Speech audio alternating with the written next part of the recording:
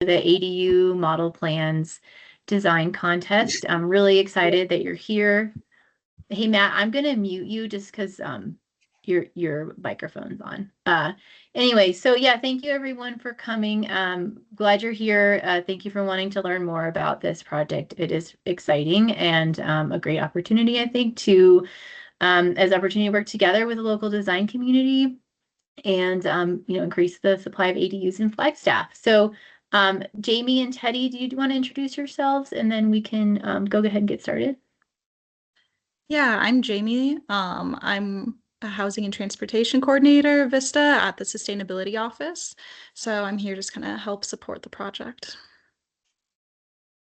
I'm Teddy Cowan. I work with the Sustainability Department as their purchasing agent. Awesome. Okay, well, we'll go ahead and get started. So Jamie's going to kick off the presentation and then I will take it from there.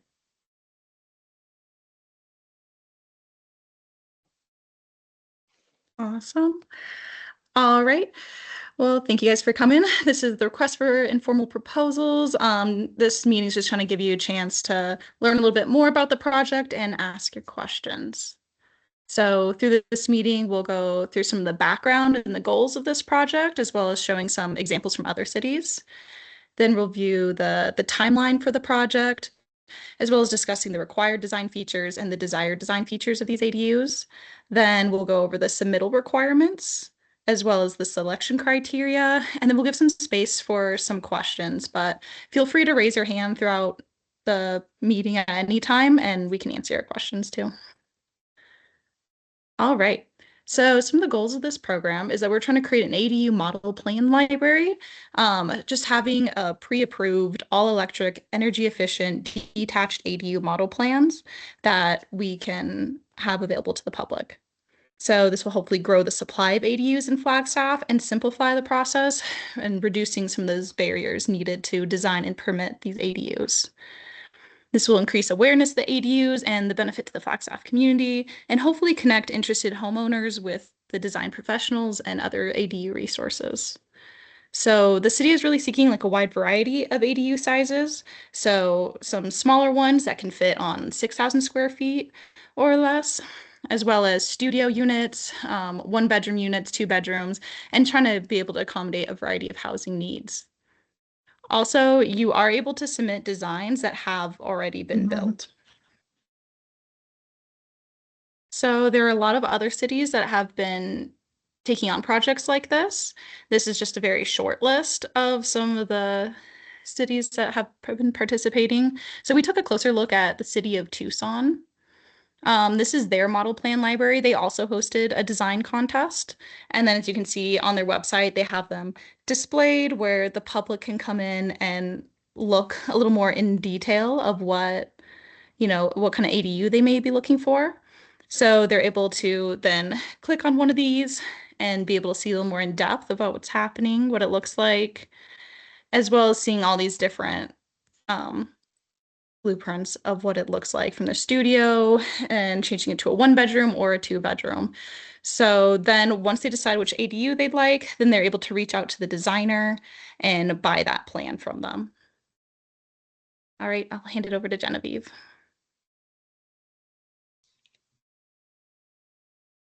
Genevieve, we can't hear you. Whoopsies, still muted. Yeah, so basically we are looking to do something that looks similar to what the city of Tucson did in terms of having a library of pre-approved plans that the public can browse.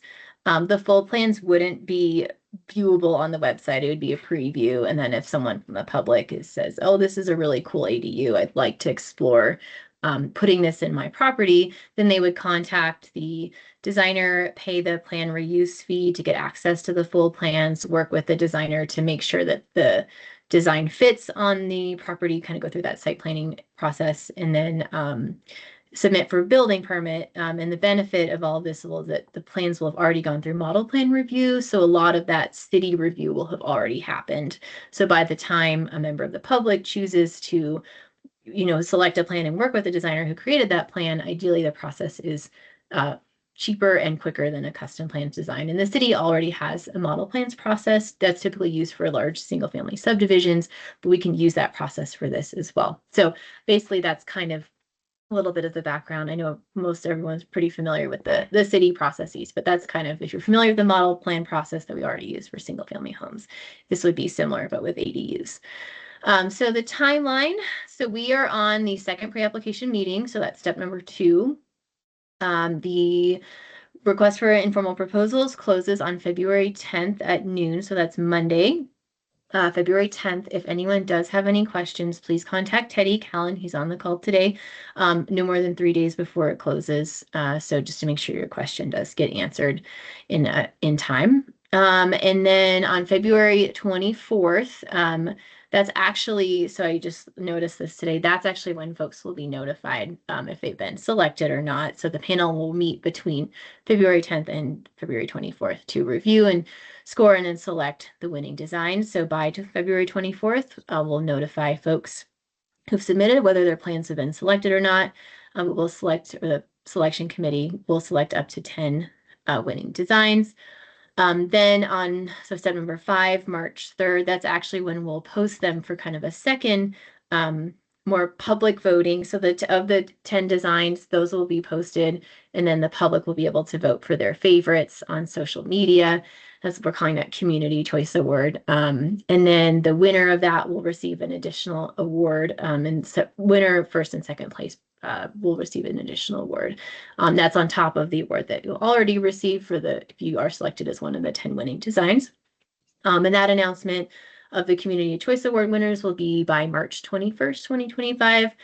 Concurrently with that process, so once folks are notified if their designs have been selected, we'll be working with you really closely to get those full building plans drafted and have those submitted by April 4th.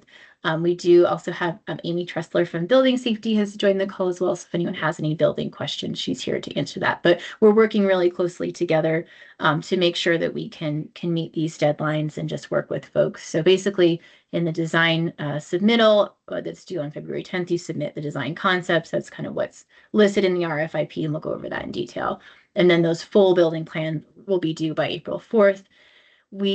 City staff will work with you to answer questions, kind of have meetings to make sure you know what's expected, and then work with you to get those plans reviewed and approved as model plans. So the goal is to have those approved as model plans by June 27th, 2025, and then have the model plans library launch in July 2025, and basically be done, but I always say done, it's always a work in progress, but basically have this part be done by the beginning of August, and then kind of see how it goes. And I do want to say this is a pilot program, so this is the first time we've done this, so we are going to be evaluating and see how it goes, and make any changes moving forward from there.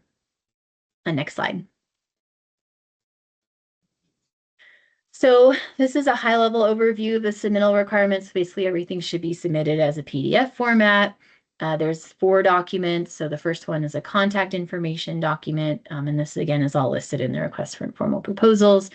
Then there's a descriptive narrative, architectural documents, so building elevation, renderings, floor plan, and then a last one is a signed memorandum of agreement.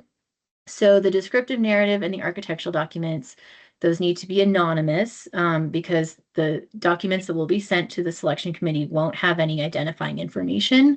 So make sure that you don't have company name or personal name, contact information, anything like that, because it is intended to be an anonymous competition. Obviously, contact information will have your information as well as that signed memorandum of agreement, but the descriptive narrative and any architectural documents should be anonymous. In terms of how many submissions you can have, one individual or company can have no more than 3 submissions. And then just to note, even if you do submit 3 designs, no more than 2 could be selected from a single designer or company. And each proposal must be submitted separately. So I'm going to go through this in a little bit of how to submit, but basically you'll be requesting a link, and that will give you a folder where you can upload your submittal. So basically, if you're doing more than one submittal, you have to request a link for each submittal. And again, anonymous. So please just make sure that the descriptive narrative and the architectural documents are anonymous. Next slide, please. Okay, and again, this is all in the request for informal proposals, so I won't, this is basically just copied from there, so I won't go into too much detail, but basically give that contact info document, descriptive narrative, so 800 words maximum. So basically your design name include there, and then a narrative on how you're meeting the design requirements, or the required design features. We know some of them are more detailed than what would be shown in a concept, and that's something that would be shown in construction plans. So just make sure you're acknowledging that those are required and that you will be meeting them in construction plans. And then there's in the RFIP, there's required design features, there's some desired design features, and there's selection criteria. So basically, the purpose of the narrative is to make it clear to the selection committee how you're meeting those different things. And then the last one is how, if anything that you're doing to incorporate design features or construction methods to reduce the cost of construction.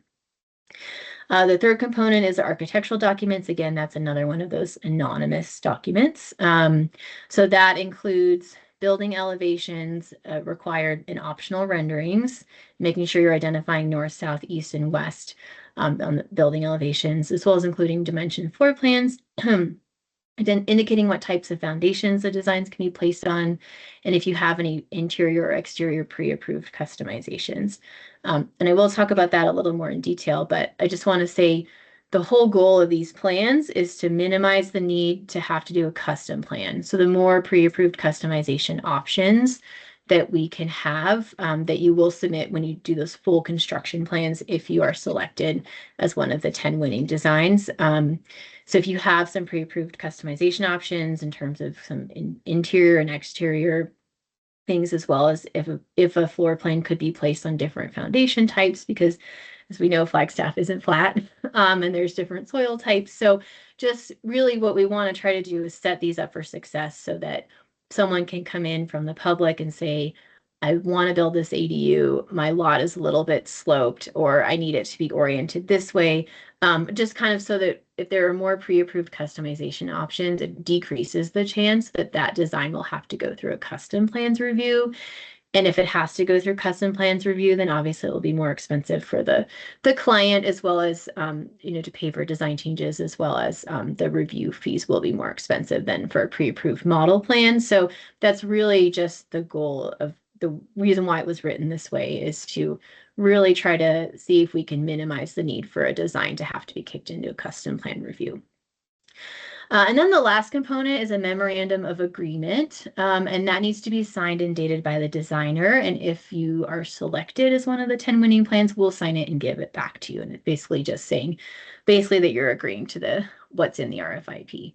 And happy to answer any questions if anyone has those. But I'm going to keep going, so I don't see any hands. So how to submit. So there is a website. So www.flagstaff.az.gov/ADUs. And there's website, and then there's a submittal request form. There's a how to submit tab, and it's on there. So basically, fill out this form. It does have the same, it is asking for the same information that you'll have in that contact information document that you'll upload. But this is just making sure that we know who, if we need to get in touch with you, we can. So go ahead and fill out that form. And then one of us on city staff will get back to you. We'll email you a submittal link, and that goes to a folder, and you basically just upload your documents into that folder. So that's how you submit. So we are doing our best to try to turn those around as quickly as we can, just so that you can submit when you're ready. So just give us a day or two to get that to you, but we will send you that submittal link, and that's how you submit in this request for informal proposals. All right, next slide. Okay, so I mentioned there are some required design features as well as desired design features. So basically, we're looking for detached ADUs. So nothing that's attached to the house needs to be standalone structures, according to the image that's in this presentation. And if you have any questions about that, you can go take a look at the zoning code. Also, the ADU needs to be no larger than 1,000 square feet. And then at minimum, the ADU has to include some elements, including a kitchen with certain features, a bathroom, sleeping area, living area, kind of pretty standard stuff. But make sure you take a look at that and reach out if you have any questions. Next slide. And then, so the ADU needs to comply with the 2024 International Residential Code and the 2024 International Energy Conservation Code. So the City of Flagstaff is on a 6-year code update cycle. So we are, our next step is to adopt this code. So the whole goal is to design these to that so that they don't need to be updated in the future. It really reduce the chance that will need to happen. And it also needs to be an all electric building, so no natural gas. Primary heat source would be a cold climate air source heat pump. And then compliance with electric residential provisions in the 2024 code and having Energy Star. Obviously, some of those things will be shown on construction plans. We acknowledge that. So this is basically like heads up that the full construction plans will have to meet that. And so in your submittal materials in your narrative, just saying that you will be meeting that with your construction documents. Yeah, go ahead, Dad. Yeah, I was wondering, you say the primary heat source should be the heat pump. If we're doing radiant heating, is a electric on-demand or tankless water heater acceptable, or tankless boiler? Good question. Can I think about that? Can I get back to you? Sure. Okay. And There are Dave, some Yeah. heat pump water heaters, but I don't know how efficient they'd really be for radiant heating. yeah, if you want to, maybe Dad, I'll give you my email address. I'll put it in the chat. If you want to send that to me, I can take a look. Or if there's anything specific that you're wanting to know about, let me take a look at that. And then if I need to answer your question and then have that be publicly answered as well to other folks, then I can do that. Okay, I'll do that. Yeah. Sat, go ahead. I think you're muted. My whole mission for being at this meeting is washer dryer. And after I get this out, I'll probably leave. Thanks for listening.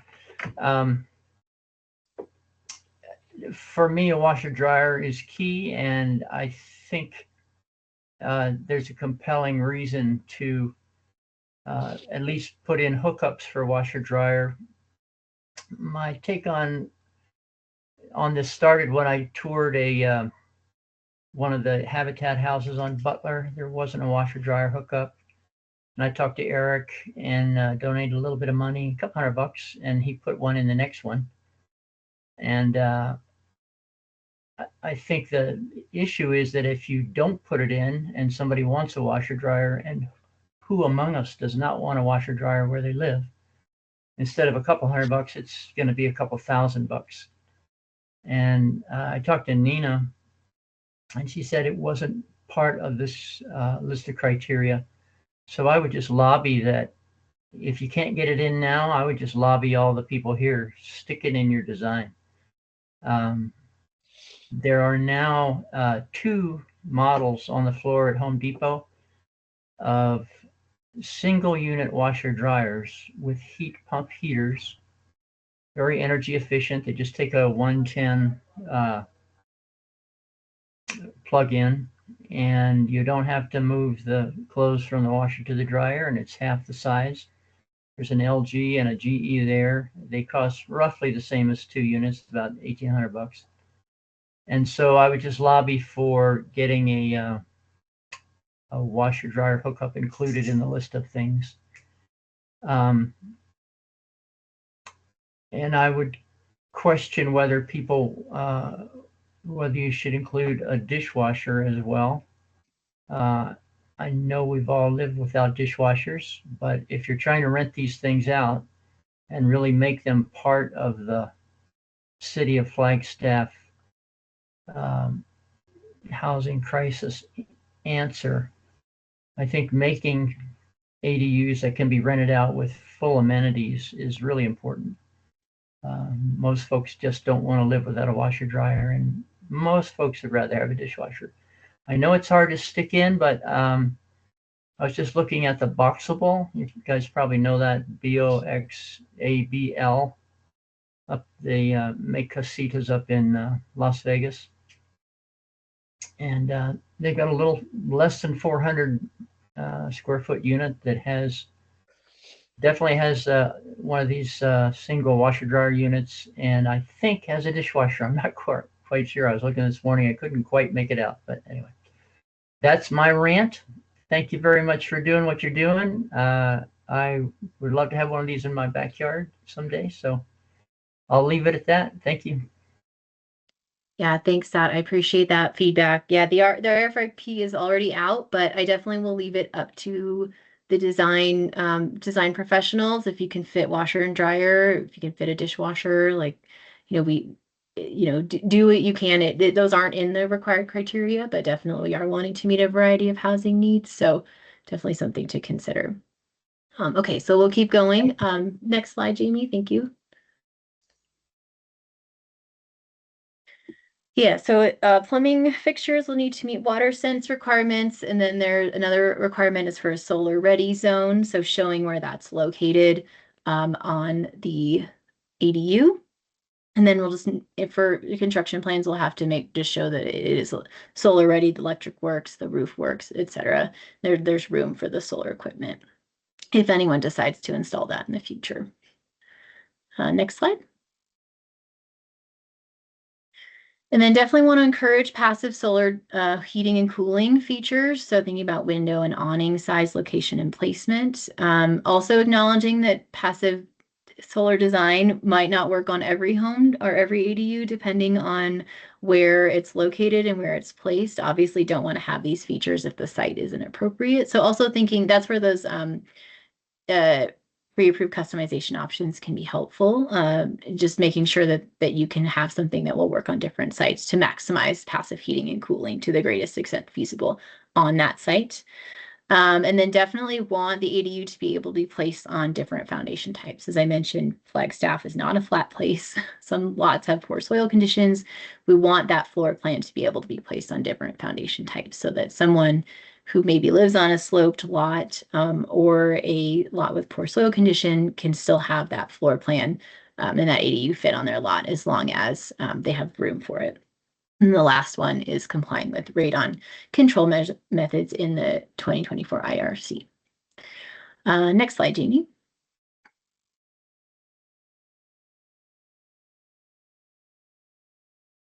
Thank you.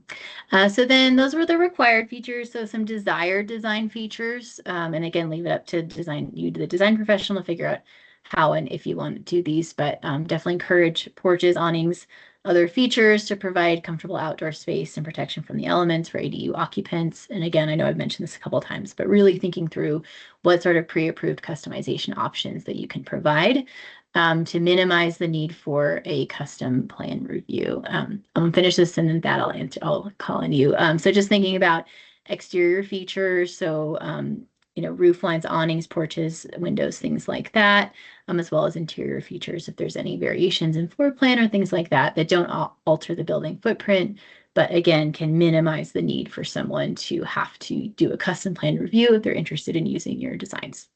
Thad, go ahead.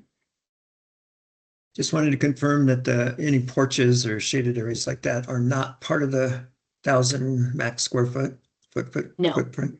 Yeah, Okay. not part of the footprint. Yeah, good question. All right, next slide.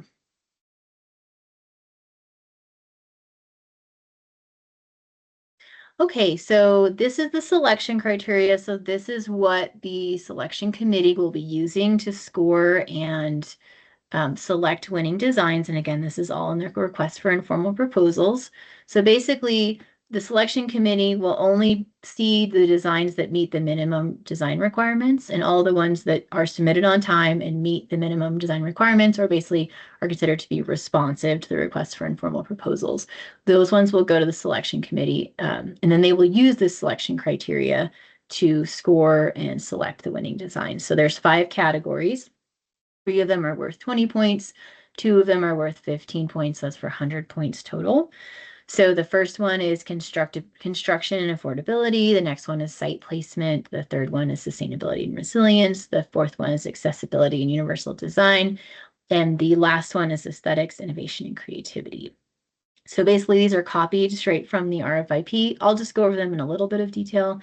But again, these are basically copied from the RFIP. So the first one is construction and affordability. So how practical and cost effective is the proposal, considering construction methods, materials, technological feasibility? Is there anything that are there any elements to reduce construction costs and how well it can be constructed simply and quickly? Obviously, we know things happen, but the goal is to try to make this as easy to construct as possible for the cheapest, lowest amount of cost and still meet some of the required design criteria.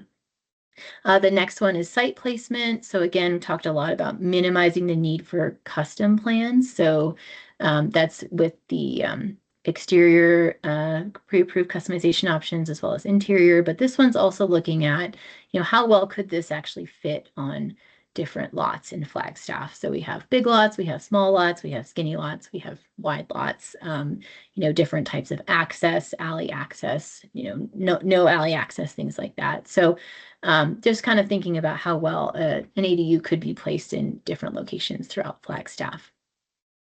The third one, sustainability and resilience. So these are additional sustainability and resilience features. So I did mention passive heating and cooling. How well does it maximize that, as well as solar PV? Additional features on energy efficiency, renewable energy weatherization, low water use, home hardening and fire resistance, design materials, waste management, etc. So that's above and beyond what's in the minimum requirements in the RFIP, what that's looking at. The next category is accessibility and universal design. So, there's a bunch of folks in Flagstaff who can benefit from accessible and universal design units. And then there's, anywhere kind of in between. So thinking about universal design and accessible features doesn't necessarily have to be fully accessible, but it can be. So definitely, again, we're looking for a wide variety of features. So just thinking about how this unit can include some of those features to make it easier for all Flagstaff community members to be able to live in a unit like this, as well as can it be converted in the future or adapted to a fully accessible home in the future if needed. So just kind of thinking about that in this, that's what that design category is looking at. And then the last one is aesthetics, innovation, and creativity. So, definitely want folks to think outside of the box on this design contest. And in terms of this category, thinking about how visually appealing it is, how well it incorporates Flagstaff design elements, architectural styles, and materials. And again, that's where those pre-approved customization options can be super helpful, so that it could make sense in different neighborhoods across Flagstaff, both some of the newer neighborhoods as well as more traditional ones.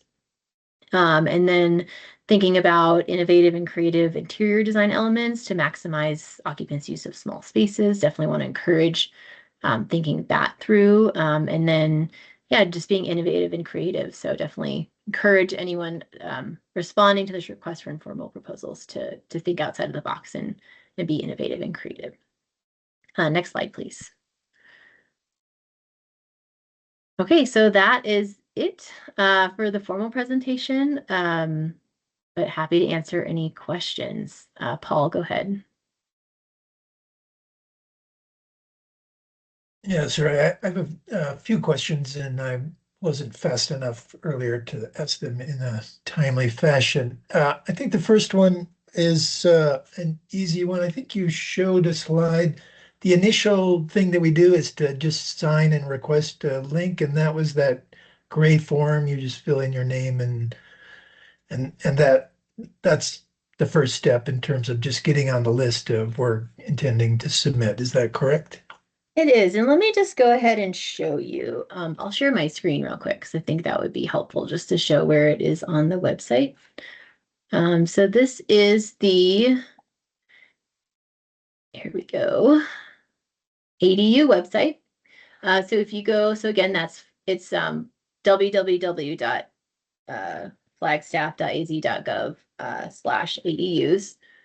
So if you go to submit a design up here, it takes you to this page, and then you click on this button, and then it takes you to that form that I showed a screenshot of. So yes, so that's the first step. So if you are intending to submit, definitely recommend going ahead and requesting a link sooner rather than later so that you have that. So whenever you're ready, you're able to upload your documents.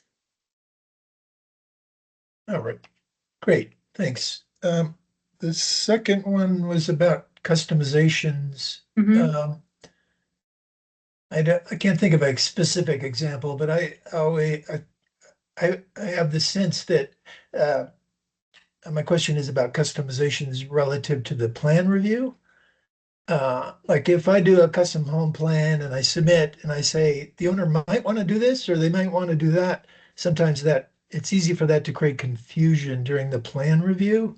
But I Mhm. think I'm understanding the intent is that we're going to have one set of plans, construction plans that are going to include a number of customizations, and that whole package is going to get reviewed and approved, or is that the right way Mhm. to think about that? Yeah, as long as the customizations don't alter the building footprint, then you're correct, Paul. And Amy, do you want to add anything to that? Is there any additional information that would be helpful?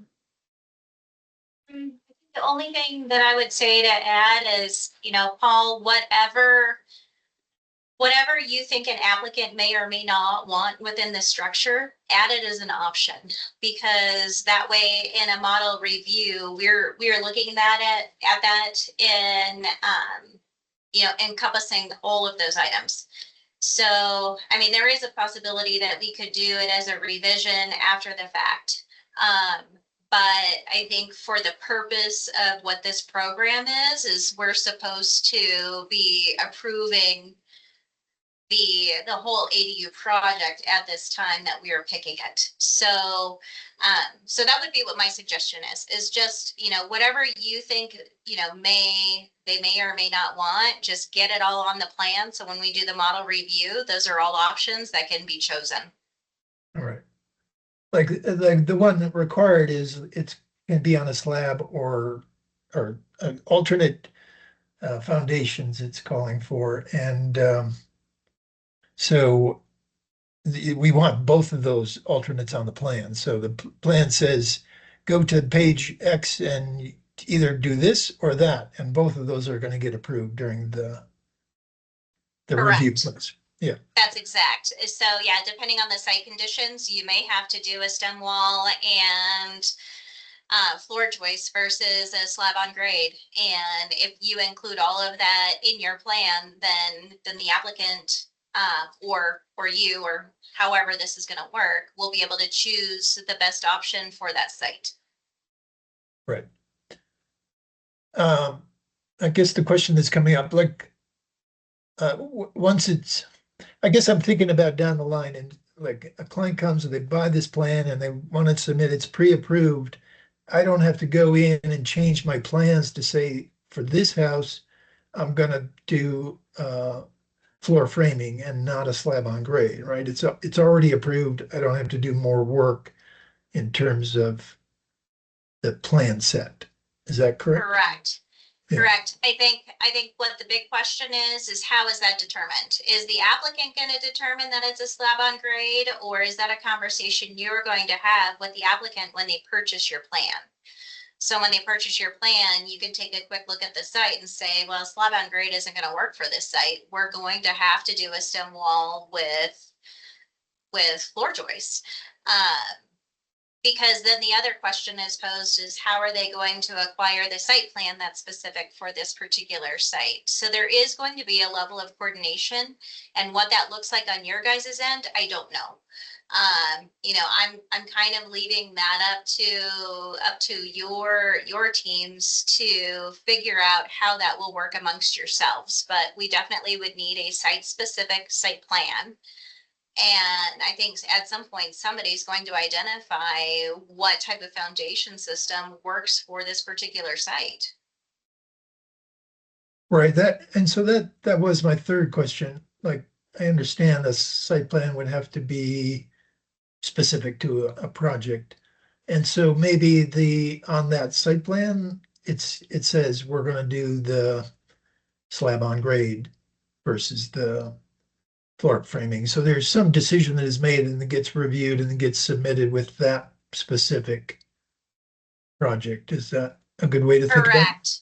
Yeah. Yes. So when a same as plan comes in, so your model plan is approved in all ways that this thing could be built. So when a same as plan comes in that it's site specific, that's when those particular items need to be determined and identified on the plan So then our reviewer knows, well, not only our reviewer, but also our planner, knows what this condition is and what it looks like and how it will be filled up. Yeah, and I'm just trying to think ahead about like what does that mean? But and the intention all around is to make it easier on everybody, right? It's not like it's not going to be. We're not trying to make this hard on the designers, and that like okay, I got to take my pre-approved set of plans and modify them. Like I can just put the site-specific information on one sheet, like the site plan, and say everything else is a pre-approved. Yep, Yeah, exactly. yeah. And then, but I'm also, I can imagine things about a site plan, like maybe this is super complicated site that might require some retaining walls or grading and Right, um, exactly. that and this is more a question of how does this make sense from an economic point of view? Like if I have to submit a grading plan, that starts to be difficult to do economically within the parameters of this proposal, as I read it. And maybe I missed some detail, but is there room for saying, like, because I have to provide retaining walls, might be a good example. Like, Yeah, is so that intended to be included in my fee? Or is that the basic purchase fee? And that's so maybe I yeah, that would be a Genevieve question. yeah, Okay, so as I see it, is your basic purchase fee is just your standard lot that doesn't have any issues. And that they could actually just buy the plan, identify what type of foundation system is going to be used, and propose that particular thing. If there's going to be additional items that will require an additional level of plan review, so say this is a lot on, say, a 40 or 50% slope, and you are going to have retaining walls, as a part of the building construction. I picture this as a revision to what that model plan is to accommodate what we would need from a structural standpoint for that. And in speaking to that, I would anticipate that you're paying or that you are charging your client for that because it's not a standard site. It's a special site that has special conditions. That's not just a cookie cutter. But I mean, Genevieve, do you want to speak further on this? Yeah, I'll just echo what you said, Amy. So, Paul, basically the intent is that the licensing fee kind of covers the standard stuff, but if you have to do additional work, grading, retaining walls, additional customizations on your plans that aren't pre-approved, that would be between you and the client, and that would be outside of this model plan process. So yeah, some of the examples, both Paul and Amy that you talked about, those would not be covered. Like you would use these plans and then those would be in addition to that, and that would be between you and the client. Yeah, because obviously these plans can't account for every situation. Yeah, if someone lives on a 40-50% slope lot, and you got to build retaining walls, you have to do structural stuff like that. You could maybe start with the model plans as a starting place, but then obviously you'd have to do additional work on top of that to make it work. And we know that, these model plans, they won't work on every site without additional work, just because we live in Flagstaff. It's not flat here. So, does that, yeah. So I'll just echo what Amy said and just second that we know there are situations where there'll be additional work. And that these model plans can be a starting place, but then any additional work and fees that associated with that would just be between you and the client. And that would be apart from the plan licensing fee or reuse fee that you'd be charging to just use the plans. So Yeah, Genevieve, great. Paul, before you get into this, Genevieve, is there anything in our write-up that indicates this at all so far as what this is really meant for is just a standard lot, no conditions, no issues, no additional requirements. And then if there are additional requirements, there will be additional fees that are assessed with this. Yeah. Yeah, it says that on there that if there's Okay. different things beyond basically, giving the client access to the plans, selecting from pre-approved customization options, and basically, doing that basic site plan and just submitting it. If anything beyond that is not, it says that it's outside of the scope of this and that the designer can charge additional fees, and that would be between the designer and the client at that point. Okay, thank you. Yeah. Great, thank you. Looks like Dad, you're next.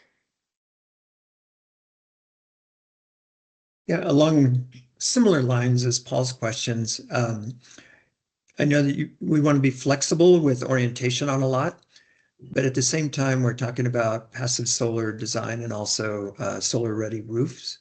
So would we be looking at doing a couple of different roof elevations and framing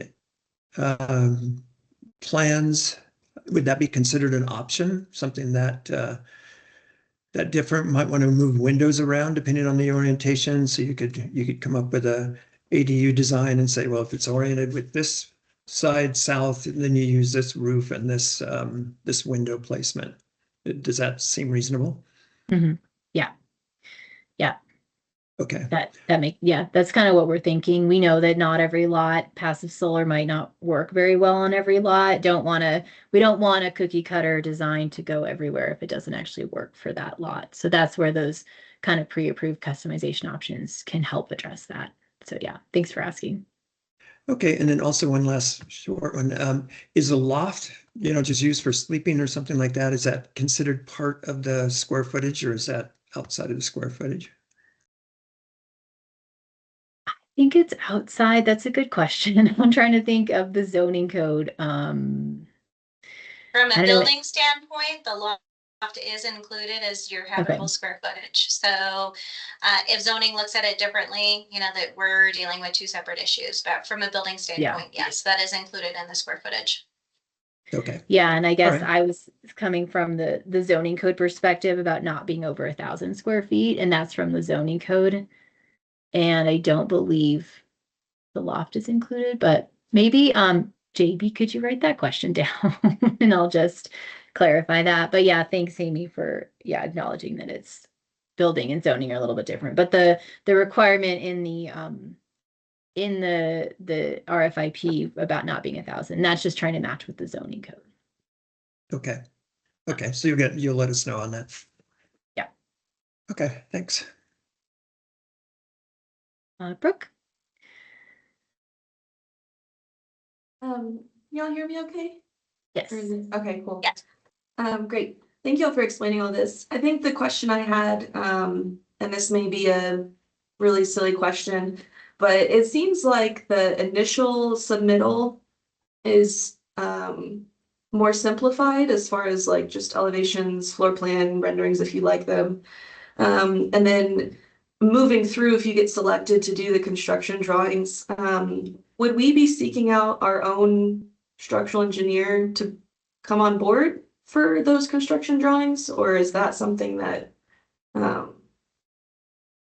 So There's Genevieve, really- I can take this. And so Brooke, this is really if you are not going to construct it conventionally. So at that point, that's when you would want to engage in a structural engineer. So if your design is not conventional that you are going to be proposing, then yes, you would have to get that structural engineer engaged. If you are proposing just your standard conventional design where you are doing, say, floor trusses, roof trusses, just, those type of things is pre-manufactured, but with your basic conventional layout, totally fine. You do not need a structural engineer for that. It's just once you start deviating beyond those conventional requirements, then building safety would require that engineer to come on board. Okay. Okay, thank you. And then I guess my other question was, it sounds like there are a couple of requirements that that you mentioned, Genevieve, that wouldn't really be included in the first round of submittals. And so to address those, did you say you'd prefer like notations on the submittal or for it to be included in that narrative only? Yeah, well, the narrative requires it, so definitely put it in there, but always helpful if to use notations as well. Basically make it easy for us to know that your design's going to meet the minimum requirements. So, having some notations can definitely help with that. As I mentioned, the process is that when you submit city staff, so that's actually me and Jamie, are going to be looking and making sure you meet the minimum, and the ones that do meet the minimum will go through to the selection committee. So whatever you can do to make it clear that you are aware of the requirements and that you're showing in your design that you're going to be meeting those will be super helpful. So yeah, does that, go ahead. Yeah, thank you. And then just my last question was, as far as the options go, is there a limit on how many options we should indicate? It seems like, like as far as finishes go, that could be infinite options. And so should we, kind of limit it to a couple different options, or kind of maybe put notes on there of, here's a list of all the pre-approved finishes, or here's a list of the pre-approved foundation types. I'm kind of trying to understand that option thing. I'll jump in and then I'll let Amy jump in because she'll probably have more. I'll say there wasn't a limit in the RFIP. So, but again, if it is a huge number, it's really unmanageable. So, Amy, do you want to jump in on that and offer any guidance? Okay, so if I understand correctly, we're talking about the number of options. Is that what I heard? Or correct me if I'm wrong and restate. Correct. I mean, in this size of a structure, I really don't foresee a huge amount of options. So I think that what you want to propose would be relatively reasonable. I mean, maybe it could be a reconfiguration of a layout. It could be adding a fireplace. It could be adding a pantry. It could be something so minor as that. I anticipate if anybody is wanting to submit options, I feel like those options should fit on one plan sheet. I mean, and that's just my personal feeling. I can't say that that's an end all be all. It really depends on what your guys' design is. I mean, maybe you guys want to build a shed roof, depending on the layout of the site. Maybe you want to do a gable. Those could certainly be options within your design parameters, and that's fine. So I don't know. I don't want to say that I would limit it. Okay, thank you. Yeah.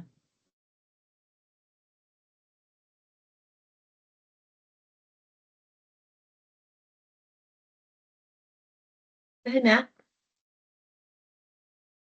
Hey, if your design would include a garage with a living quarters above it, is the garage included in the 1,000 square foot maximum?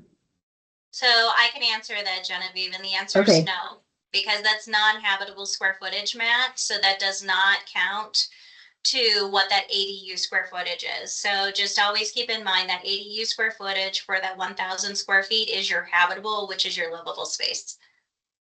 Okay, thank you. Don't be trying to change that garage though to habitable space once we get a final.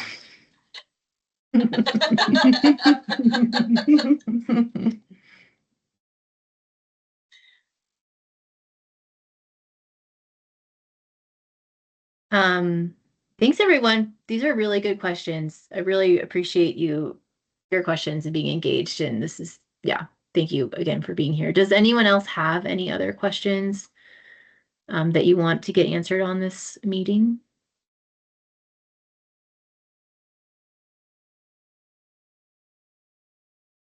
So I think all of you have my email address as a part of this meeting invite. And so you guys can all reach out to me as you are going through this initial process. If you've got any questions, be sure to copy Genevieve on what your questions are to me. But I would be happy to help walk you all through what it is before you get your prospective project submitted.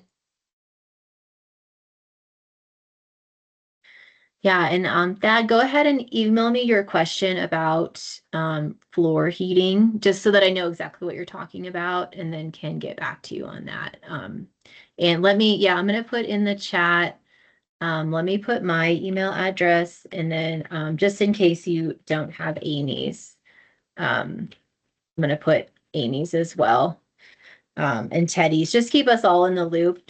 If you do have questions, just please make sure to email me and Teddy if you do email Amy as well, just so that we know what's going on. And Amy will obviously forward anything to you if it's building code stuff. So, but thanks everyone. And again, we will, this is recorded. We will post it on the website probably later today or on Monday. So if you want to go back and review, you're welcome to do that. But yes, please contact us if any questions come up. We really want to try to set you up for success as much as possible. So if you are confused or just need some clarification on anything, please reach out before you submit. It will make things easier for everyone. And again, we really want this to be successful. And so we are here to support you in this process. But thank you again for coming. Thanks everyone. And then city staff, Teddy, Jamie, Amy, thank you everyone. And yeah, have a wonderful Friday and a great weekend. Thank you. Thanks, Yeah, Genevieve. thank Thanks, you. everyone. Okay, take care. All right, Thank you. See you all. Good to see you. thanks. Bye. Bye.